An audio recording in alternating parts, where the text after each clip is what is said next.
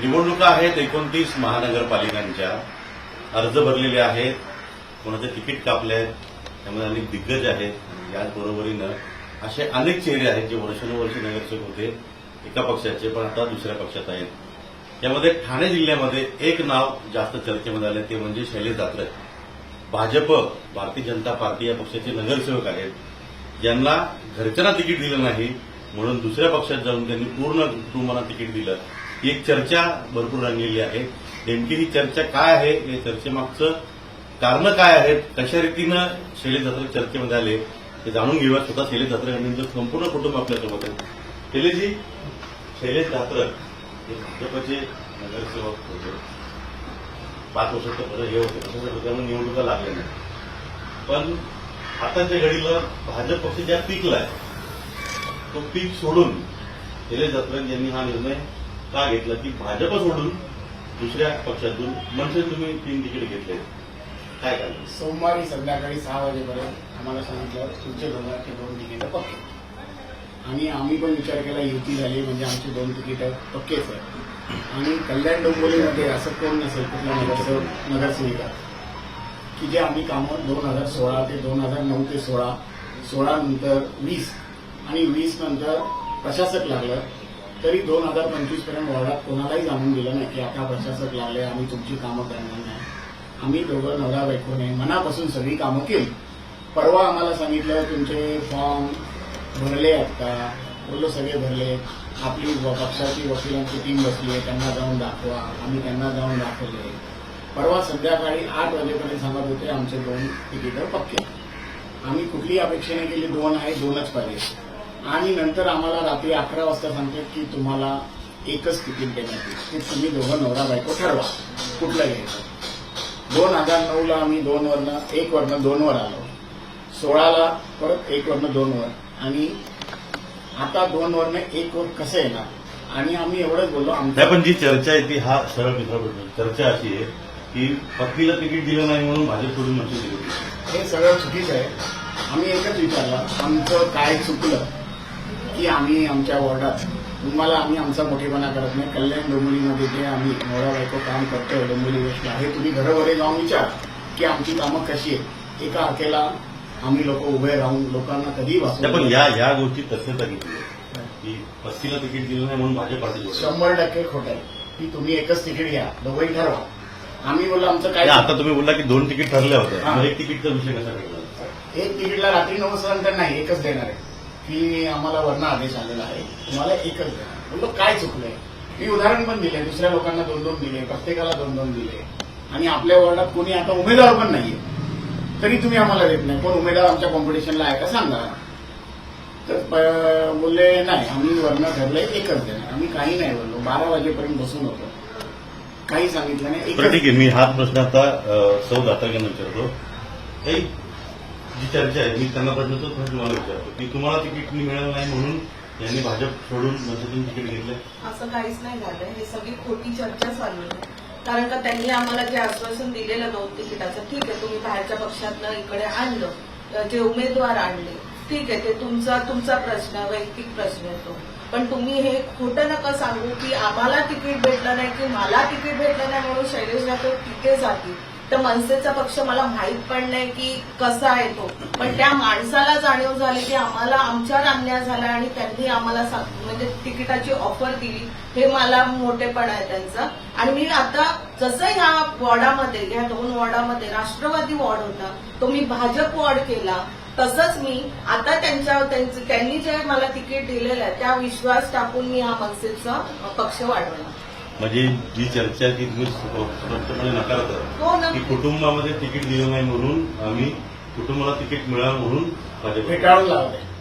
आणि आम्ही मनसेतनं 2च तिकीट घेणार होतो. पण आम्हाला असं कळालं आम्ही 2 जर आता तिकीटं घेतली तर आम्हाला काय सांगणार की आम्ही पण भाजप यांना 2 तिकीटं देत होतो. आणि लोकांना सांगणार नाही यांना 3 तिकीटं पाहिजे होते म्हणून यांनी तिकडे गेले. खरं तर आरोप तोच आहे पुन्हा तेच की त्यांना 1 तिकीट देत होते, नंतर त्यांना 2nd तिकीट विशेष कबड्डीत देत होते म्हणून त्यांनी भाजप सोडला, आणि आता यांना 3 तिकीट पाहिजे होते म्हणून मनसेतून घेतली. ही त्यांची मुलगी आहे आणि तिची वेगळी ओळख म्हणजे ही युट्यूबर आहे. आणि स्वतःच एक खूप चांगल्या पद्धतीनं युट्यूबवरती आणि सोशल मीडिया पेज तिला आहे. माहित पण नव्हतं आपल्याला उभं राहायचं. मला माहित पण नव्हतं. माझ्या पोरीला तर माहित पण नव्हतं तिला उभं राहायचं. पण आम्ही 2च घेतली असतील तर त्यांनी आम्हाला सांगितलं असतं आम्ही तो 2 यांना देत होतो. जे मुलीसाठी परत असं केलं हा, म्हणून असं बोलायला नको म्हणून आम्ही 3 घेतले. तुला माहित होतं? मला बिलकुल माहित नव्हतं. मला तर जेव्हा डॅडीने हे डिसिजन घेतलं तेव्हा मला समजलं की आता आपल्याला असं काहीतरी आता स्टेप घ्यायचं आहे. कारण का मी तर एकदम हॅपी झालेली की मम्मी डॅडीला बीजेपी मधून आता तिकीट्स मिळाले आहेत. आमचे फुल प्लॅन्स पण झाले होते पण लास्ट मिनिट त्यांनी आम्हाला बिट्रेट केलं. पण मग आता तू सोशल मीडियावरती एवढी ऍक्टिव्ह आहे, सोशल मीडियावर बघतेस कशा पद्धतीने बीजेपीचा ट्रेंड सुरू आहे. मग हा ट्रेंड कुठेतरी तोडून कुठं नुकसान असं वाटलं नाही? नुकसान तर नाही कारण का बीजेपी पण स्ट्रॉंग टीआर गेम मध्ये आता चालत आहे.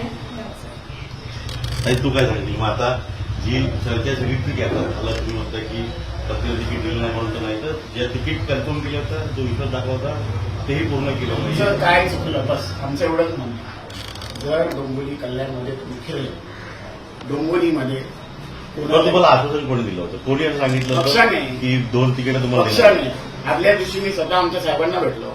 कोणाला? चव्हाण साहेबांना. साहेब नक्की आहे ना आमच्यातून? चव्हाण साहेब स्वतः बोलले हो नक्की आहे.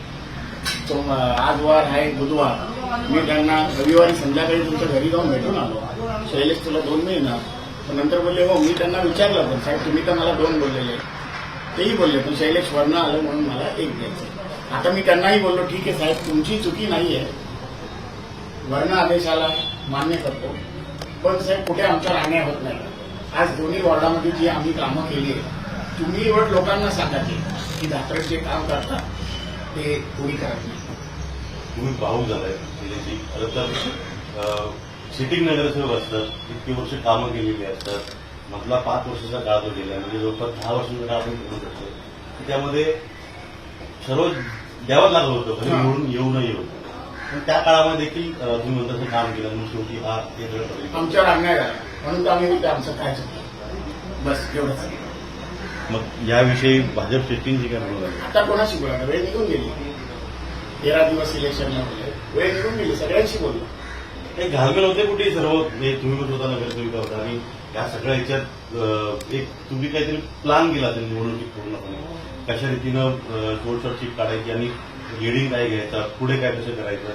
पण अचानक हा सगळा युटर्न आणि सगळ्या गोष्टी करतात कुटुंबामध्ये. कुटुंब डिस्टर्ब झाले? डिस्टर्ब तर झालं शकते बघतच असेल. माझे कार्यकर्ते डिस्टर्ब झाले. आजपर्यंत माझं बीजेपीचं लोगो होतं इथे लावून फिरायची मी लोक. माझे स्कार्फ गाडीत होते सगळं होतं. हे अचानक झालं. जर आम्ही आधीपासून प्लॅन केलं असतं की यांना पक्षातच दुसऱ्या जायचंय तर मी ह्या गोष्टी आधीच नष्ट केल्या नसत्या. का मी बीजेपीचं काम करत राहिली असते.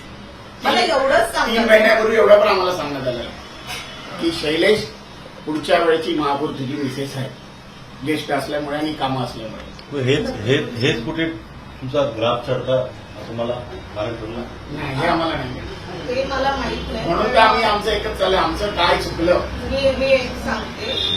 माझ्याकडे पूजा होते दत्त मंदिरात तेव्हा साहेबांनी माझे जे होते वॉर्डातली लोक साहेब ताईंवर खूप अन्याय झाला. तुम्ही एक पण त्यांना पद दिलं नाही. यावेळेला मी ताईंचा विचार करीन आणि यावेळेला मला पदाची लालच नाही. एवढ्या वर्ष मी फुकट काम केलं. एक पक्षाकडनं 1 रुपया घेतला नाही. मी माझा वॉर्ड चालवत गेली. कोरोनाच्या काळामध्ये बिलकुल सगळ्यांची तंगी होती. मी अक्षरशः म्हणजे खरं गोष्ट सांगायची म्हणजे आपल्याकडे काय असतं दागिने असतं. त्या कोरोनाच्या काळामध्ये मी माझे दागिने घेऊन मी लोकांची सेवा केली. एवढं पण पक्षाला कळत नाही की यांनी कुठला पैसा आणला कोरोनाच्या काळात आणि काय केलं. ठीक आहे ते पण जाऊ दे. कोरोनाच्या काळामध्ये देवानी संधी दिलेली आपल्याला की लोकांची सेवा करायची ती आम्ही पुरेपूर केली. पण यांना आमची किंमत नाही याच्यावरनं मला कळालं. उलट त्यांनी मी 3 मागितले ना त्यांनी मला 3 द्यायला लागले. 2 वर आले ना ठीक आहे आम्ही 2 वर मान्य होतो. 2 वर ना 1 वर गेले ते पण ठीक होतं. पण आम्ही बोललो आम्हाला विचार करू त्या गोष्टी. पण हे आता जे ते लोक बोलतायत आमच्याबद्दल हे 3 मागत तुमच्या चेहऱ्यावर दिसतंय कसं कुटुंब डिस्टर्ब झाल्याने सगळ्या गोष्टी डिस्टर्ब झालेल्या आहेत. पण ह्या सगळ्या याच्यामध्ये आता मनसेतून तुम्ही रेल्वे इंजिनियर निवडून लढवता पुढची काय ऐका मनसेनं आम्ही इंजिन लढवत आहे. आम्हाला जो मनसेने खरंच विश्वास ठेवला आजचा 12 बुधवार सोमवारी रात्री आम्हाला सांगितलं तुम्हाला तिकीट देणार नाही 12 वाजता. अहो मंगळवारी आम्हाला कुठला पक्ष तिकीट देईल. त्यांनी पण त्यांच्याकडे पण उमेदवार होते. आम्ही तरी त्यांना विचारलं की आम्हाला लढायचं आहे, ही आमची शेवटची निवडणूक आहे, तुम्ही आम्हाला द्याल का?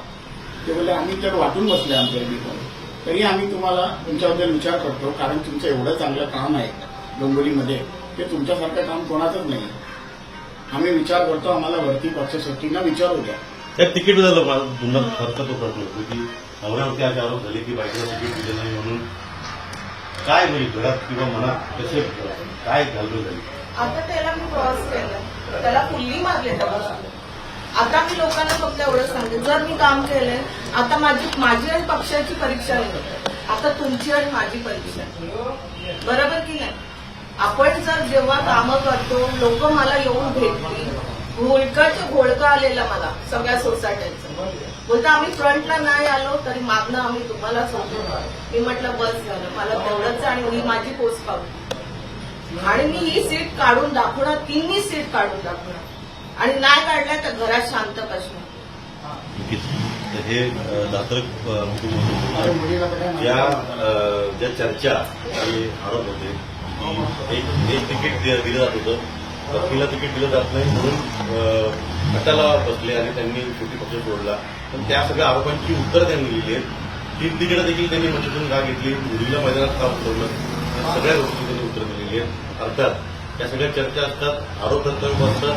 त्या सगळ्या चर्चा आणि आरोप प्रत्यारोपांना दोन्ही बाजूने उत्तरं दिली जातात. पण खरा न्याय आणि खरा निकाल हा मतदारांचा असतो. मतदार नेमका काय निकाल देतात, कोणाच्या पाड्यात मत देतात, यावरूनच स्पष्ट होईल की नेमकं हे आरोप प्रत्यारोप कोणाच्या बाजूने होते. प्रवीण शेट्टीचा अजित मांढरे, न्यूज 18 लोकमत, डोंबिवली.